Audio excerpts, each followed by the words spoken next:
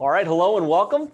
So excited to have you with us today. We're going to be interviewing Sean McMeen from VinnieMac Marketing. This is part of the Seven Figure Agency podcast where we're interviewing highly successful digital marketing agencies from across the country. And I am so pumped to have Sean with us today. So Sean, thank you so much for joining us. Thank you. Thank you for having me. So if I recall correctly, you kind of over the last 12, 15 months or so have made the leap from that like $15,000 to $20,000 mark to over 40,000 in monthly recurring with your agency. Yes, that's right. Yeah, back in I believe I joined Seven Figure Agency in September 2019, and I was about 15 right then. Okay. So, and this is the second month now that we're going to be over 40. Boom. That's amazing, man. Congratulations. It feels great. If you're in that place in your agency and you're like, man, I need to get out of this struggle phase to the scale phase, this interview is going to be great for you. So Sean, to kick things off, just kind of give us an overview of, your agency and kind of the services you provide. Yeah. So we focus on restoration contractors, and the restoration contractor space is water, mold, fire, disinfectant services. And, we also have legacy clients as well in the medical space. So medical spas and chiropractors, and a few still little local mom and pops that we help out as well. But the vast majority of our business now is in the contractor space. And so what we do for them is we basically provide a comprehensive package from PPC to SEO to website to social media. And it's about building the brand of their company and not just selling them leads. In the restoration space, it's highly competitive. And my whole thing is like, you want to build a company. You don't want to just go lead by lead by lead, right? You want to build a brand. And that's what we really focus on for our restoration clients. Nice. So how long have you been in the agency game? Like just, in general, doing websites, SEO, social media, kind of what's your transition period? Yeah. So I should start off with saying when I was younger, probably 10, 11, Commodore 64 was around. I don't know if you've ever heard of that or not, but my dad taught me how to program. I had a Commodore 64. Right. He taught me how to program when I was in like third grade. So that's why I first got into computers and things like that. And I was never really a hardware guy, and I liked the visual side of it. And so like in high school, when Front Page came out, it was like around 96, 97. I was like, wow, this is awesome. You can just, plug and play things in here. You can do some little coding, little customization. And then when I went to college, I started my first business in college and developed a couple websites. One that was kind of like Match.com, and then a local directory, joined a chamber and like interacting with businesses and stuff like that. And that was my first dip into the actual like business to business relationship and things like that. And so after I graduated and got my master's degree and everything, I kind of took some time off, grew my family. And at the time I got a corporate job, company called Thomson Reuters, sells financial software. And I was in that working 15 years in that space and did technical sales, had a team. And around during that time, I did a lot of white label fulfillment for agencies. So I knew the operational side. I knew how to get results. I just didn't, because I had a full-time job, I didn't have the time to meet with clients, and so, I had the experience. And then around 2016, my boss, basically we had another downsizing in the corporate world. And so that's when I went to my wife and I was like, now's the time for me to volunteer and go. I was already making over half my salary on the side and freelancing. And so I was like, I want to be able to control my own destiny going in the future, So I wasn't at risk at that time of losing my job, but it's only a matter of time in the corporate space. So that's when I decided to go off on my own in 2016. And luckily I had a severance package that helped. My wife is in the military, so we had TRICARE for insurance. That's the big difficult thing when you have a family. I always weighed that risk reward.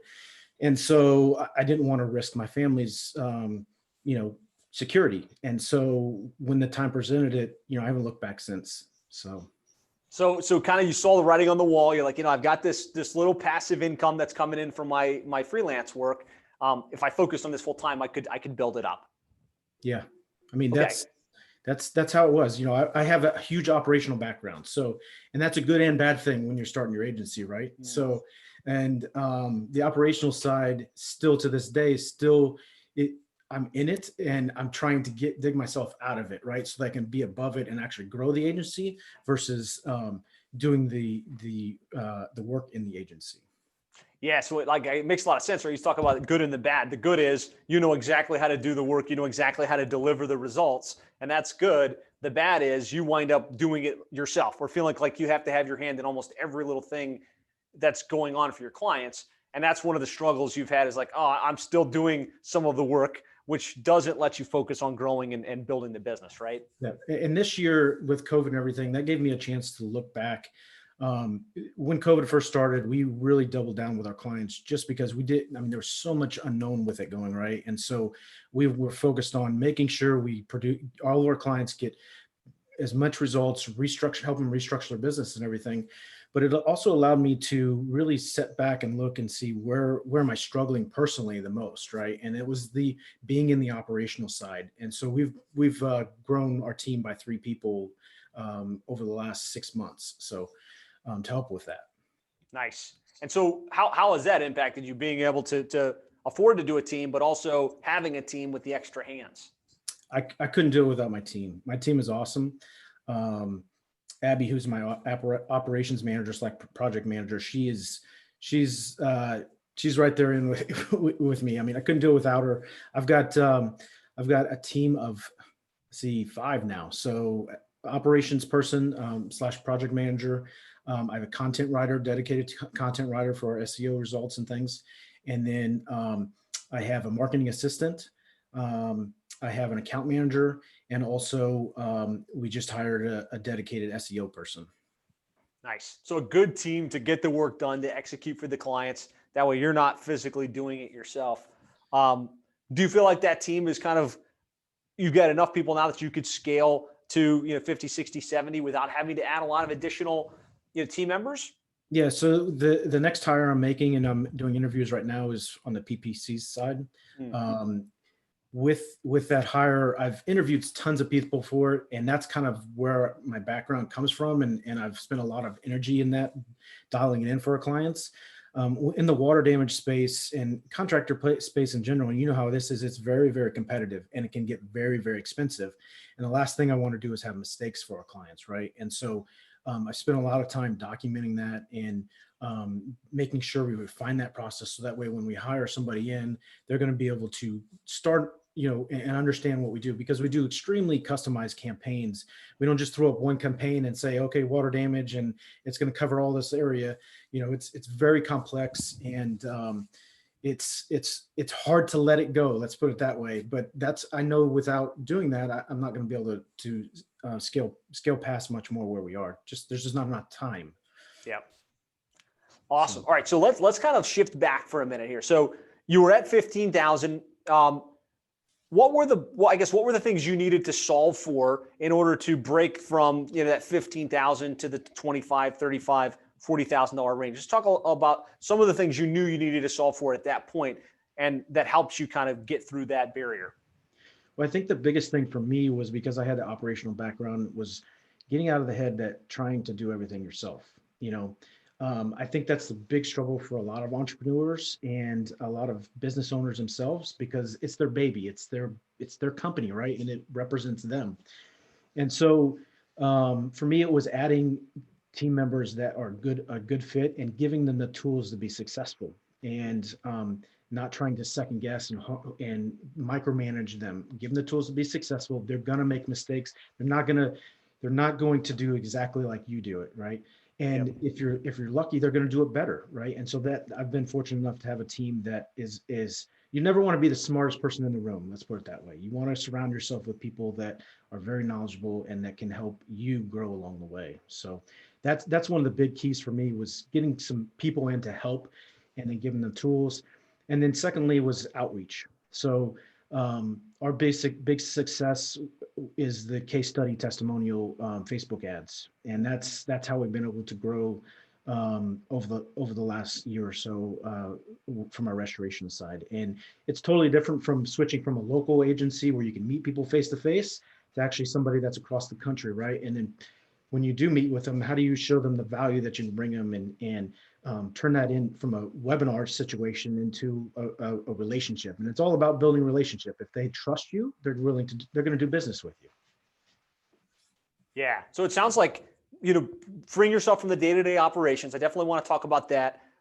Putting a system in place to get clients outside your local area, because it sounds like the first 15,000 or so in monthly recurring came from your local market, right? Yep. Anybody that was a general type client could raise their hand and kind of hire your services. Yes. Okay. And then the other thing I want to talk a little bit about is kind of the struggle of choosing the niche. Because I know for you kind of landed on one, and then you were like, I don't know if this is the right one, and you changed, which a lot of agencies struggle with. So let's start there. Okay. How did you so tell us about your process on finding a niche, and then, how you ultimately landed on damage restoration. Yeah. So like I said before, we have had a lot of clients from either medical spas to realtors to contractors, and we're generating tremendous results from them. Our retention rate is extremely high, and because I think that is because of the personal relationship and the relationship building. But the way I started with focusing on medical spas because we were just killing it for one of my local companies with Facebook advertising, cool sculpting, Botox. And then when High Level came out, like that just really made us explode. And we're still doing that for them. We still do get great results for them. And we know that market very well. But for me, I've had always a background in remodeling and construction and things like that. So in college, not only was I starting like an internet business, but I also flipped like 4 houses in college and, and remodeled, and my house I live in now, I basically rebuilt it from the ground up. So I have that contractor background in me, and as a DIYer, I'm not necessarily a contractor, but I love and enjoy doing that. And so we had a client in that space producing tremendous results for them, got some case studies from that, and ended up decided to flip from medical spa focus to restoration contractors. And I remember having that call with you, and I was like, I'm torn between this. I put so much work into this. And you said to me, do what feels more comfortable to you. Do what feels right in your gut. Right. And that's what I did. That's, it's been well over a year, just strictly restoration contractors now. And we've had restoration clients for over 5 years, but just adding from the 7-figure agency side, adding on restoration clients. And that's our niche that we're all into right now. That's awesome, man. So I want to talk about that selection process. I think, that's something everybody needs to kind of think about. And sometimes you do have to pivot. Sometimes it's just not a right fit, the niche that you thought was going to be the right fit. But before that, I just want to hear, how has being in the restoration niche, or being in one niche specifically, impacted your ability to grow and scale? Do you feel like that is part of the reason you've had the accelerated growth that you've had? Yeah, absolutely. Because, at the end of the day, when you deal with local businesses and businesses all over the place, if you do it right, you have to learn about them, not only the business owner, but the actual business that they run and the customers that they serve. Right. And if you don't do that, then you're not going to provide an excellent service. And so constantly relearning every single type of industry is just, it's not good for you. It's not good for your team. And there's just no efficiency there at all. And so when you actually focus in on a specific niche, understand their concerns, their pain points, their fears, what drives them, then you can address those on those sales calls, have a meaningful conversation with them, and then show them how you can get them from A to B, right? And so that's kind of, focusing on one niche, or, some agencies they have 2 niches, and we kind of do too. It allows you to scale, and so then you create repeatable processes for your team so they can do their work and they don't have to be waiting on you all the time to tell them what to do. Yeah. Yeah, no doubt. Good feedback there. As it relates to how you chose the niche, I think you did the right thing. You looked at your past experience, you looked at the clients you had success with, you kind of narrowed in on med spas. You were crushing it for a client there. You had a proven model. And then you looked at damage restoration, similar. And it was just kind of, which one do you like better? Which one do you have kind of a foot in the door with? Which one do you feel like is going to be the better long-term fit? And you just stayed the course inside of restoration. I know it was a tough decision, but it sounds like it was the right decision in retrospect. It was. And part of that decision was actually talking to those clients too. So I've talked to both of them. When I was started in the medical spa space, I actually had a conversation, said, hey, this is what I'm looking to do. What's your thoughts? Like, how can I connect with people? And so when you have a client that you're producing results with, they're going to open up with you and make connections. Same thing happened with the restoration space. Gave me a great testimonial. We use that to generate leads to this day. And, just having that personal relationship to fall back and ask them questions is huge. Yeah. Powerful insight there, guys. I think that's the place to start. If you have some past clients, start there, right? If you don't, start with your sphere of influence. Think about the people people you've done business with, and don't, start selling right out of the gates. Have a meeting with them. Talk to them about what you're thinking about doing. See what they think. See if they have anybody they can introduce yourself to. Early in your agency, I think that's one of the fastest ways to gain momentum. Yeah, especially when you're first starting out, is you want to be helpful. Like you want to be helpful, and you want to show that you can provide them value without trying to sell them. Nobody wants to be sold. Nobody likes to go buy a new car because they don't want to be sold, right? And so if you can be helpful and show them value, then you're going to get trust. And at the end of the day, if somebody trusts you, like I said before, they're going to do business with you. Yep. Great. So we've had the kind of the niche conversation. I think a number of really good, useful insights there. Thank you for sharing.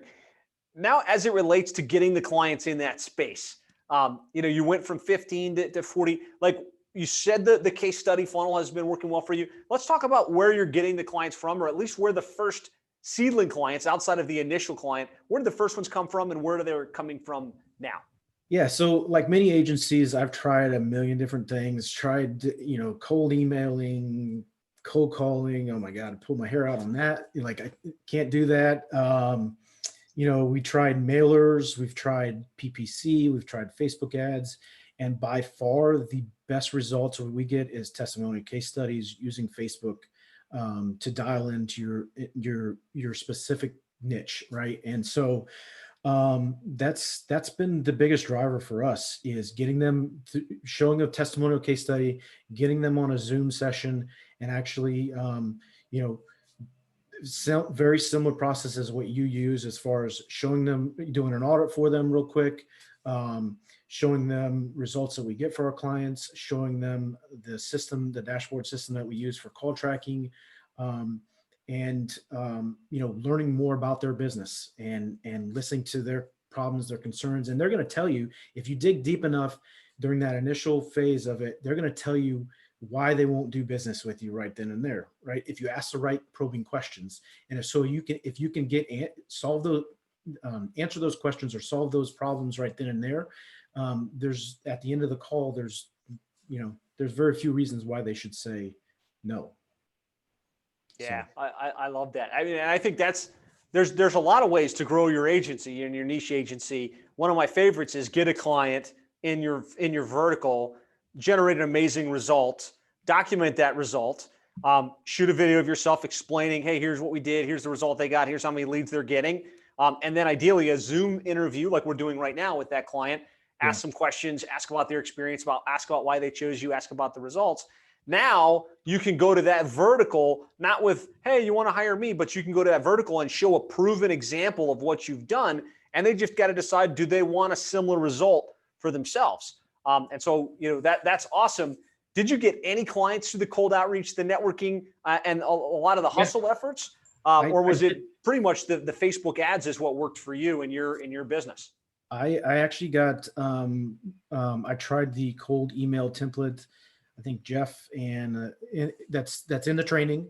Mm-hmm. And I actually signed one client through that. So it went out to around 2,000 people. I had several strategy sessions with people. For me, I know how hard it is to get results for restoration clients because it's such a competitive niche. similar to lawyers, so competitive, lots of money for advertising that goes in that space. And so I do not discount my services. I won't do that because I know what it takes results. I'm not going to discount our services because I know the value that we can bring. And so we could have added additional clients and been less profitable than what we are right now. But for me, I just didn't think that, it was worth it just to add clients, especially if they didn't have the money right then. The money issue, it's always, if it's an issue at the beginning, it's always going to be an issue sometime down the road. No matter what results you're going to get for them. Yeah, smart move, right? The client that nickels and dimes you at the beginning is going to nickel and dime you for forever. And you already had a case study client, so you didn't even have to negotiate. Like you could say, look, I've already got this client, this result, I have a proven model. I think it's okay to maybe negotiate with the first client in a vertical if you don't have anything, just to cut your teeth and prove the viability of what you're bringing to the table. After that, stick to your guns, right? Yeah, so definitely.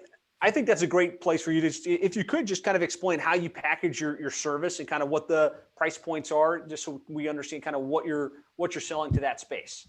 Yeah. So it all starts with a website. We make sure that their website is, most of the time we rebuild the entire thing. And that's not only just about branding, but also conversion factors, right? You want to make sure that it's mobile friendly, it loads fast, at the end of the day, when an emergency happens, and that's what our space is, they need to be able to contact them quickly and easily.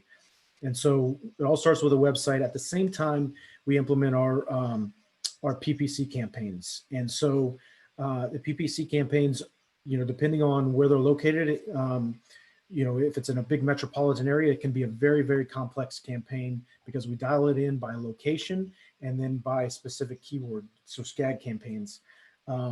Once we get the PPC going and the website launched, we also do SEO plan for GMB optimizations. We do social media posts for local branding, and that's pretty much our main comprehensive package. We use high level to encompass all that, and for our tracking and analytics for call tracking, because at the end of the day, if you can show the value you're bringing in for calls, then it's going to show them.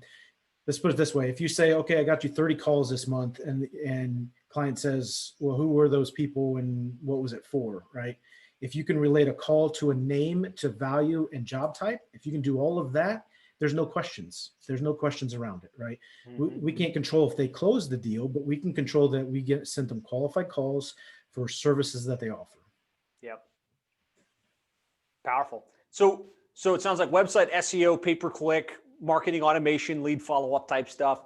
What is a monthly average fee for that? Yeah, so that package is $2,500 per month. It does not include ad spend and a $1,500 setup fee. We do not waive setup fees either. Nice. We've tried to package it and present it as, okay, it's $4,000 for the first month and then $2,500 for the next month.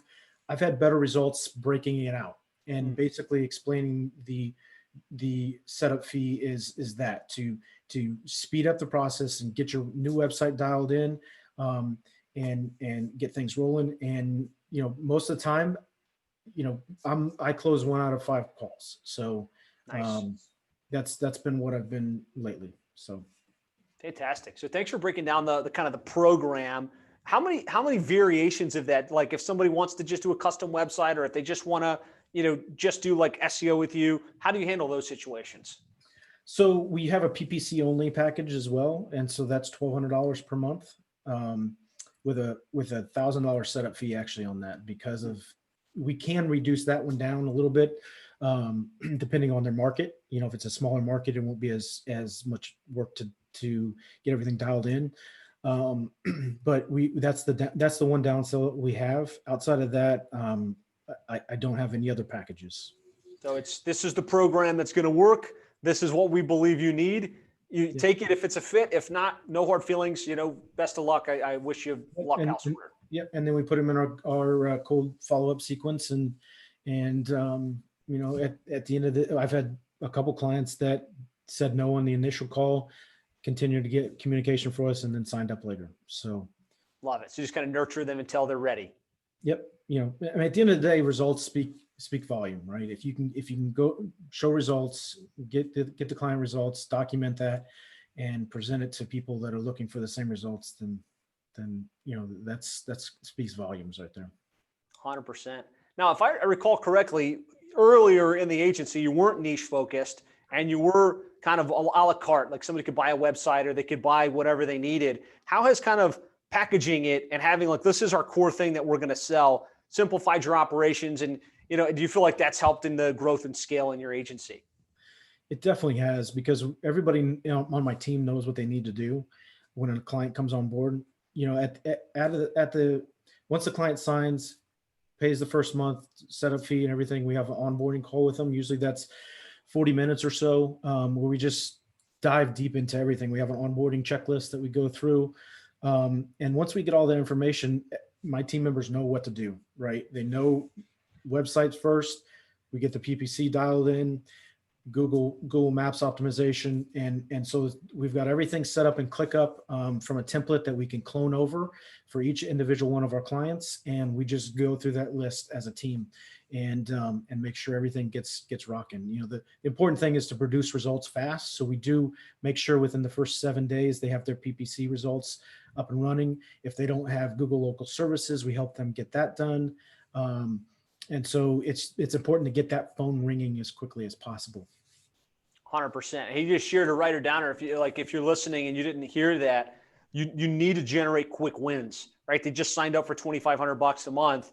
Yes, you're going to do a website. Yes, you're going to do SEO. Yes, you're going to do a lot of things behind the scenes, but as quickly as feasibly possible, you need them to get a call, a web submission, a lead, something where they're like, okay, they can see the return, maybe not entire return, but they can see some types of wins that are going to keep them excited about the journey and the process. So I think that was a great tip. Here's a perfect example. So now we've got our website process dialed in so much that it used to take us 30, 40 days maybe to revamp a website. And that's with location pages and all that, with our branding and everything. And we signed a client 2 weeks ago and already launched the website. So once you get that process dialed in, it's just a matter of making sure that, you know, everything is set up in their branding and follow the process. Simplify to multiply, right? Yep. Good stuff. Definitely. A couple of questions here I want to address, because I think this is great stuff. Tyler wanted to confirm, how much is the inclusive package? $2,500 a month, right, Sean? You said with the $1,500 setup fee. Correct. Okay. And then do you offer the website as part of that package? Ricardo wanted to know. We do. With the 6-month minimum, we do. So he's launching the website, he's creating the content, he's doing the SEO. That's all part of the strategy to help generate the best result possible for that particular client. I always tell clients you know, a lot of times they're like, well, I just want leads. And that's one strategy. In the water space, in restoration space, there's a lot of insurance companies and there's a lot of pay per lead services. I tell them to keep them, right? You want to have as many poles and hooks in the water, right, as possible, but you also want to build a company. If you're looking to build a brand and a company in your local area, like, I'm your guy, I'm going to help you with that. If you're looking for just a pay-per lead thing, there's plenty of other companies out there, home advisors, that can help you with that. And they work good, but it's only going to get you so far.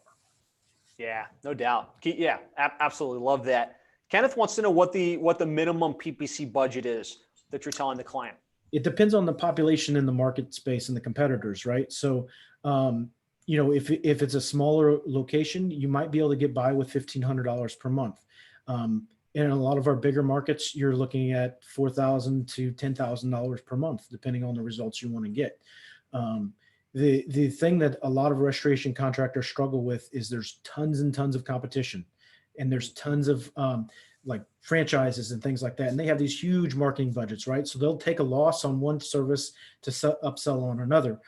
And the other thing in the restoration space is the job size is getting smaller, right? So insurance companies are beating down the cost of it.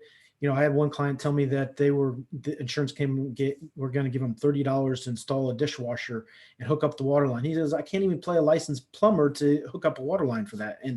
And so that's what they struggle with, is so much competition, and the value of the leads have dropped. So we try to make it as much as cost effective for them to get leads and increase their branding. So that way they don't have to rely on paid ads all the time. They look up the company name too. Yeah, 100%. And it's an important question. Like, you need to know what that minimum viable spend is for your vertical and for the market that client's in. Yep. And it's usually more than the client probably perceives on the front end. I think also important as it relates to your price point, as it relates to, the types of services you provide. How large are the companies you tend to work with? Are they startup restoration companies? Are they bigger restoration companies? Like, what's your ideal customer that you tend to work best with? We do not have any startup companies. I find that, they need to be doing at least $500,000 a year in revenue and have a team in place to be able to have a sustainable, it can't be just a side hustle type thing. Because, last thing I want to do is, bring on a client and 3 months down the way, they can't pay for the services. They can't pay for the ads to drive the leads and everything like that. So if they haven't been around very long, usually it's not a good fit for us. I'll put them in my sequence, and I've said no before, and given them tools so that they can get themselves in a better position to succeed. And that's kind of the way I approach it. Yeah, good feedback there. Let's see, Megan's asking, can you please go over how these testimonials on Facebook and that case study piece works? There's a training in the members area called the Case Study Builder. I don't know if that's exactly what Sean's doing, but the concept of, you take your client, you document the result, you record a video of it, you run ads targeting your list or your ideal prospects on Facebook, and they opt in to watch that case study, and it takes them straight to the calendar, right? So there's a training that walks you step by step through that in the members area. Can you, any gaps that you want to fill in on kind of that and how it works for you? Yeah, we're in the process of revamping our ads because they kind of got played out a little bit. So if you go to my Facebook page, you're not going to see anything right now. We just redid our landing page as well. For us, is we do a very informal, not polished testimonial video from the client, and basically there will be a few breaks in that interview type thing. We ask them where they started before, where they were at before they started working with us. We ask them, what kind of results they're getting now since working with us, and we ask them if they'd recommend us to someone else, right? So one of my better case studies was a new client we brought on. Within 30 days, they had 30 jobs, and they had to hire another crew. They had to go out and spend $60,000 in new equipment. That's huge in damage restoration. Yeah, like it's a no-brainer when you see that video. It's like, okay, how did they get those results for that client, right? So it's like a juicy teaser video on Facebook, yeah, that brings them to a page to watch the rest of it, and then it's like an application or a schedule right there. Correct. Yep. Love it. Hopefully that helps. So like this strategy works really, really well. And you have to, Yes. The key is you have to have a client win, and you have to knock it out of the park for them in the vertical. And then you got to take the time to document it and get the client to speak to the impact. Yes, definitely. If it gives you a lot of social proof, and it also, you can say it works to your green, and you can say it works all day, but if your clients are actually saying it's working, then it speaks volumes. 100%.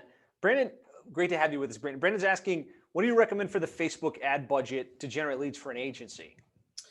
Yeah. So what I did was I actually, I customized my audience, and I was spending $75 per day actually on ads before I paused them about a week ago to revamp the videos, landing pages, and things like that. About $75 a day is what we were spending. And on average, each week, I'd probably have 5 to 6 strategy sessions with that. Awesome. And then we would sign, 1 in 6, 1 in 5, something like that. That's great. Great insights there. It's like $75 a day, should be generating appointments, right? If you're spending $75 a day and you're not getting nibbles and you're not getting people scheduled in your calendar, there's either something off with the targeting, or there's something off with the case study, or there's something off with your funnel, right? But that's super, super powerful. Yeah, and you can do it for less. It just depends on your niche and how you're setting up your custom audiences. I definitely take a look at the training because it goes in depth on how to set all that up. There's there's a number of people in the group that have that offer that service as well. I haven't used them personally, but with the operational background, again, I get I know how to do it. I'll do it, and I want to know how to do it, right? Right. I need to get out of that mindset sometimes, and so that's where I'm headed. But it definitely works. That's great. So let's see. How long is the teaser video that you run on Facebook, or the one that you were running before you're updating all of this? So I had two. I had one that was about 45, 50 seconds, something like that. And then I had one that was 3 minutes. The 3-minute one actually produced the best results. So a little 3-minute, not too long, not too short, enough to be like, wait, this sounds pretty interesting. So when they get to the page where they can watch the rest and schedule in, they're pretty warmed up. And here's the tip I have is, like, if you try to, at least in my experience, if you try to polish something up and make your logo and music and all that stuff like that, those, for me, they haven't produced as good results. But if you tell the client to take this little phone and take a video of them and let them talk, that's where I get the best results. Yeah, and it's very counterintuitive, right? Most of us want to have a super polished, professional, perfect lighting, perfect sound, production. But on Facebook, that's not that impressive. You'd rather see the authentic, kind of broken video.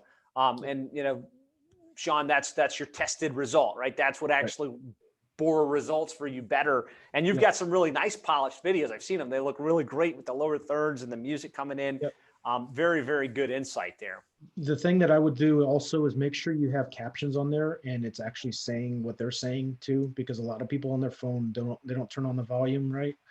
They're on, who knows what they're doing, right? And so sitting on the toilet, right? You don't want to be crass, but let's face it, right? they're like, I'm not going to play this out loud right now. But if the caption is down there, they'll read it, right? And they'll get sucked into it.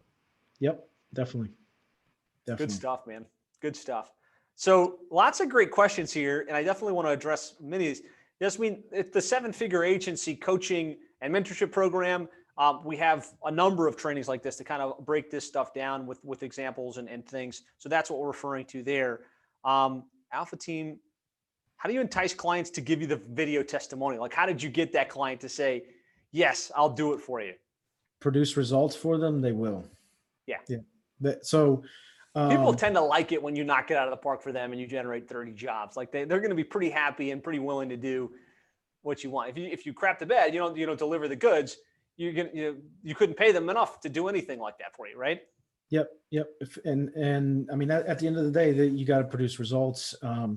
You can promise and say everything, but if you don't produce results, it's all for naught. So for me, it was, one of them was done via Zoom, and the other one, the guy just took it on his cell phone. And I have a couple other ones too that are a little, just very, very unpolished testimonials. So, just make sure it all starts with a relationship. I can't tell you express that enough. If whether you have an account manager or you're the person that goes to, if you can build that rapport with them and they feel like they're getting something of value from you, they're going to open up to you and tell you their problems. They're going to do whatever they can for you as well, because they're running a small business just like you are. Yeah, great insights here. So decided on the niche, simplified the service offering, put a strategy in place to get 5+ strategy sessions per month, started landing clients and kind of growing the agency quickly. The big thing that you started with, which is probably the biggest struggle, is now how do we make sure you're not personally doing all of the work? And this is where the team came into place. Let's just talk a little bit about that evolution, how you mentally bought into, okay, I've got to hire some people, and then who do we hire first, and how do we hire those people, and how do we train them? Let's just talk a little bit about that now. Yeah, I mean, again, the biggest struggle for me is letting go of things. it's my company, it's my baby, and I want to produce tremendous results for our clients. But if you can, I think Jeff is the best. If you struggle with that, Jeff is the best person for you to talk to, because he kind of breaks it down like, are you a person that, like, what do you make per hour? If you were to pay yourself, what do you make per hour? Like, are you getting paid $15-20 an hour? Are you at the $100 range or whatever? What's your time worth, right? And so if you look at it at that standpoint, would you rather pay somebody to do a job for $20, or would you rather yourself make $20 versus making what you should be making, which is growing the business? So if you look at it in that standpoint, I don't know if I explained it very well, but Perfect. That's kind of how I looked at it is, and I still struggle with it. I'm not trying to paint a rosy picture here, because it's ingrained in me. The operational side is just ingrained in me, I want results for our clients, and so I still struggle with it. But if you have processes documented and you have a good project management system like ClickUp or Teamwork or whatever works for you, it makes your life so much easier. I can't tell you how much easier it is since I've added two, 3 team members where things just get done. And then I'm like, that's not, I mean, how good that feels that they just get done and you don't have to, check up on it, So I still find myself like, hey, did I get done? Yeah, I got done 2 days ago or whatever, So I can't tell you, like, if you can just look at it that way, as far as like whether you pay somebody versus your time, because we only have so much time. And that's kind of what it boiled down to me with 4 kids. I have 4 kids, wife, and I coached my son in baseball since he was 9 years old or 8 years old. And now he's going on to high school. My time is limited. Right. And so, my family is number one priority. And if I'm spending 60, 70 hours a week trying to fulfill things, it doesn't matter how much money I'm making, right? I have no time to spend with the people that I love and care about. So that's what has driven me to really put a team in place and give them the tools to be successful. I love it. So, like, what was the first position that you realized, okay, I got to get this type of person in place? What was that first person, and how much revenue were you generating before you were like, okay, I know now I can afford to make that investment? I've had a couple interns even over the last couple, since I started my agency in 2016 off on my own from freelancing. I've had a few interns in between there that did 20 to 30 hours a week. And so they would do basic website stuff, and WordPress makes it so much easier. We use Elementor for everything. And so those were the 2. I had interns before, but the main hire for me was the operations project manager piece. And that took so much off of my plate. And you've got to find somebody that's a doer, like somebody that just gets stuff done, right? For me, I'm a multitasker, and I have 30 windows open. I'm dibbling in a lot of different things, right? That's not an operational project manager type role. You want somebody that has a job to do, gets it done, right? Moves on to the next one. Doesn't mean they're not juggling multiple things, but you want somebody that gets things done. And, if you're, I just saw somebody comment, that's me, 30 tabs open, right? I'm dabbling in a lot of things. That's just, my mind works constantly, right? And so if you can find somebody that gets things done for you, that is a game changer. It's a game changer. And that was the biggest hire for me. Abby's my team, my operations person, project manager. She's exceptional. I couldn't do it without her. And then I have other great team members that fill in around her. So yeah. That's awesome. So I think that usually the first thing you want to take yourself out of is operations, right? The day-to-day fulfillment of the work for the clients. And so you had like freelancers, but there's something different between, having freelancers that you have to direct and having a project manager or an operations director, whatever you want to call them, that now takes over responsibility for operations.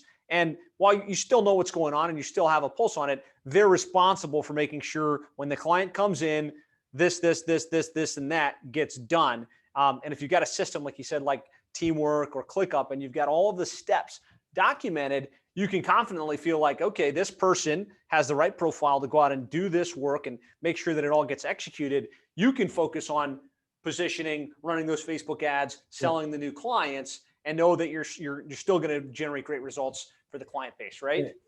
For me, it was, I was like, I always knew I needed to document everything. And then I'm sure a lot of people, even on this call or they'll listen to this and be like, yeah, I know I need to do it. I just don't have the time to do it. Right. Because I'm too busy doing it. So Loom was a huge thing for me. If I do a task more than once, Jeff's a big proponent of this, video it, right? Video it. And then whoever on your team is going to be doing that, let them write up the task, right? And let them write up the template, whether it's a Google Doc, ClickUp, Teamwork, whatever. And so the more and more I've been able to do that, the more and more I've been able to take off my plate. And so, I mean, that's key right there. Powerful. Yeah. Super powerful. So how did you find your project manager? Was it Upwork or some other platform? Like, how do you find somebody like that? Yeah. So I actually found them from Express Scripts, which is a temp service. It was kind of random. They had reached out to me, are you looking for a marketing person? And just so happens they had somebody. And so she started with 30 hours a week. And you basically, with that type of service, you just call them and say, hey, I need somebody that has these skills, and they'll try to find you somebody, right? So you pay a little bit of premium there for that. But they pay them, they do all the payroll and everything like that. And then after X number of hours, then they become on your payroll. And so if I could clone Abby, I'd 10 times, like I would be set. You'd be off to the races, right? Right. And that's so that's how I found her. But the intern, I have a friend that's in the university here that's in town here, and she's my intern is my marketing assistant. She came from a recommendation, and then my content writer came from the staffing service as well. She graduated from university and a career or a degree in journalism. So perfect fit there. And then my account manager was from my a referral from my operations person. So, and my SEO person I just hired, I actually hired off of Upwork. And Jeff helped me out with that process, and wasn't, I've had everybody in-house before, but this person is over in the Philippines, and she's outstanding. I've had her, she's been on board for 3 weeks now, and game changer, big time. So, I've kind of tried a lot of different ways, and, so far I've kind of lucked into it and found good people. And, if you can treat your people right and have a good team in place, it makes your life a lot easier. I love it. So Kenneth had 30 tabs open, but he was wanting to make sure he didn't miss out. Approximately how much recurring revenue did you have when you made that investment in that operations manager? Probably around 20. Okay. Yeah. I think that's when we got ours. We were probably like 17 in monthly recurring. And then that's like, you've got enough money coming in that you can say, I can take a little bit of a financial hit to create a lot more, potential revenue, or I can just keep all this myself and be completely bottlenecked. Yep. So I think that's a wise spot, somewhere between 17 and 25,000 a monthly recurring. Invest in a resource to help take over the operations load, so you can do other things. That's a great question. A lot of questions that come up in the group, I know a lot, is like, do you hire in-house, or do you find somebody in Upwork? Do you do white label services? For me, it's just all about what you feel comfortable with. Since I have a bit of a more operational background, like I felt more comfortable training them to be successful and put them in the right spot, and then go from there. The SEO side, I'm okay in SEO. I've in the past generated tons of results for my clients, but I need somebody that had more knowledge where I didn't have to handhold them as much to get them to be up to speed. And that's where I found this person on Upwork, had him do a test project, had him do 2 test projects as fixed cost projects for our agency first, before I had him do it for the client. And she knocked it out of the park, and hopefully it's a long-term relationship with that person. So next hire is a PPC person. And that's, if I can get that, it's going to take a lot off my plate. Yeah, that's awesome. I mean, and so great stuff, Sean. Guys, if you're getting value, you're watching this on Facebook, or you're here with us live, put a yes in the comments or a Y if you're like, this has been great stuff. Sean's kind of unpacking how he went from 15 to 40, the pivots that he made. If you're watching on Facebook, give us a like and a comment. Engagement is appreciated. And if you're watching this after the fact, be sure to tag Sean and thank him. He's got such a generous spirit here to like just share exactly what's working for him and exactly how he's grown and kind of what he's focused on next. So we've got about a couple minutes left. So if you have specific questions for Sean, and thank you guys for the feedback and the comments in here. If you have specific questions, put them in the comments. I want to talk a little bit about retention. So now we've got, I don't know how many, we've got clients, they're paying us a monthly fee, $2,500 a month. What things are you putting in place in order to, to retain those clients and keep them with you month after month? Sounds like you've got a very high retention rate. Yeah. So I think the high retention rate is a testament to, number one, results. If you're not getting results, you gotta make changes to get the results, right? And number two, you have to have that relationship. In the past, it's always been, I've had that personal one-on-one relationship, and I can't keep that going. It doesn't mean I'm going to go away and be gone, but as a business owner, I have to let go of some of that. And so I hired an account manager. She's been on board for about 3 months now. And so she's now regularly providing value to the clients. And when she introduced herself, she wasn't like, okay, I'm replacing Sean, or I'm your go-to person. We're slowly introducing her as the go-to point. And the point of that, I think, when you did your last intensive with the account manager training, right? What was it? Yeah. The account manager advantage. Right. So I was in the process of hiring somebody, and that training actually helped out with that. So I, she's just providing value to them. And at some point they're going to realize that, hey, she's helping me out big time, right? I'm going to ask her questions, and that way they don't have to go to me all the time. So, I have to,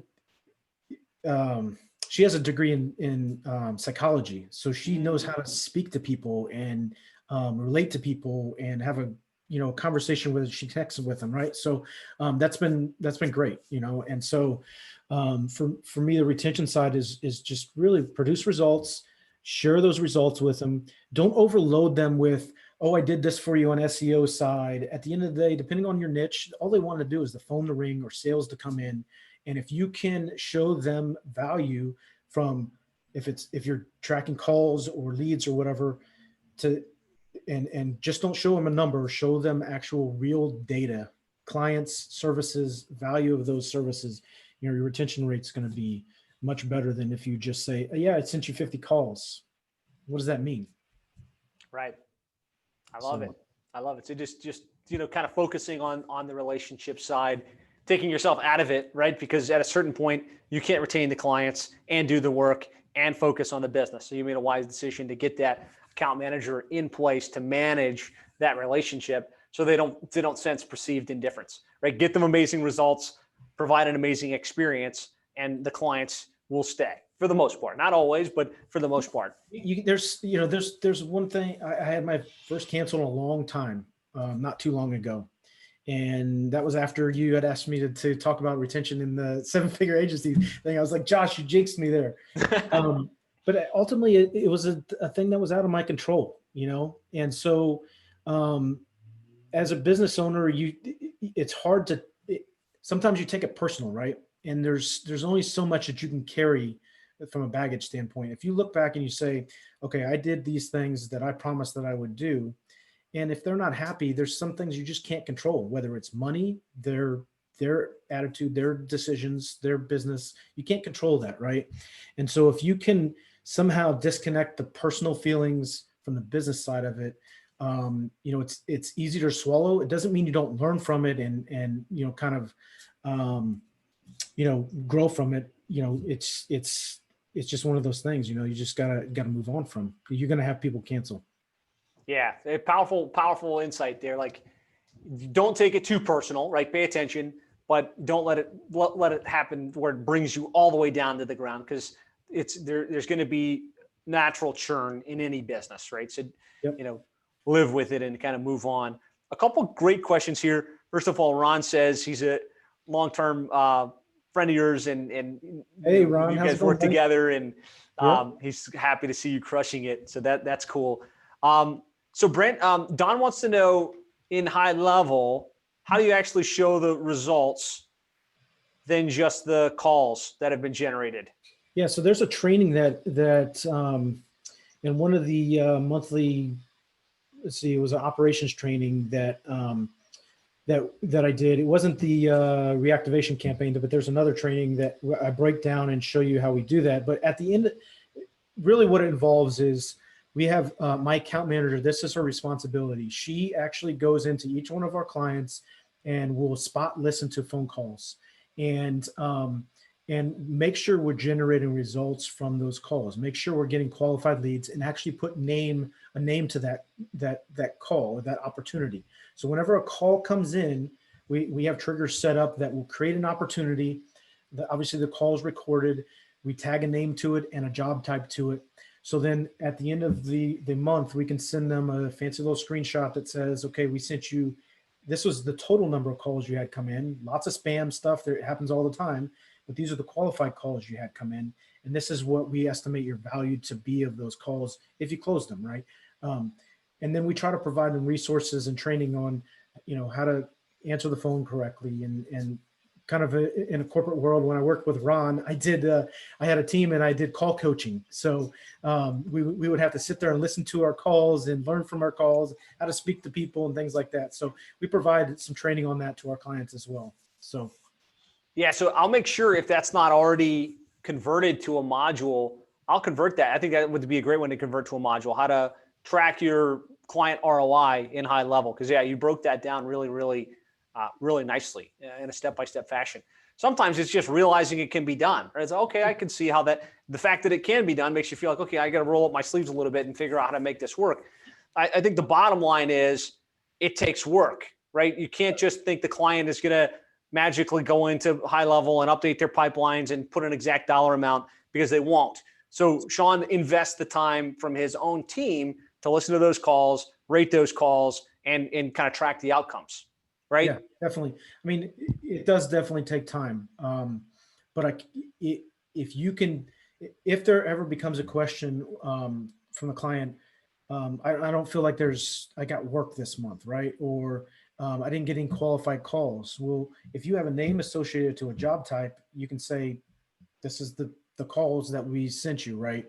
Not to say, hey client, you're wrong, but just to back it up, right? You have the call recordings, you have the names associated with them, and the estimated value associated with it, right? You can't control if they're going to close that deal though, but you can have conversations with them and help them understand that, maybe a team member that's answering the phone isn't answering the phone the way they should be, or they answered the phone and they say, hello, like that's not how you should be answering the phone, right? So the call recordings is huge. High level helped us change our business and simplify our business. Sean and Rob and those guys over there do a tremendous job. The software is continuing to evolve and we love it. There's some things that I would like to add in there, and Sean knows that about some call stuff, whatever. But at the end of the day, it's such a game changer. And I know you're high level and everything. It just simplifies your life so much easier than what we used to have to do with multiple systems. Great stuff. Well, I mean, this has been awesome, man. Congratulations on your growth and your success. Thank you for all the specific, insights and actions. Members, an honor to have Sean as one of our mentors on the team that, shows up for the skill sessions and helps people and answers questions and helps you figure out how to do this stuff. It's like Vince Stott is asking if you can get together for lunch, because I think he really liked what you shared. Yeah, definitely. Hit me up on Facebook. I'm actually visiting a client in Pompano Beach on Monday, so next week. Cool.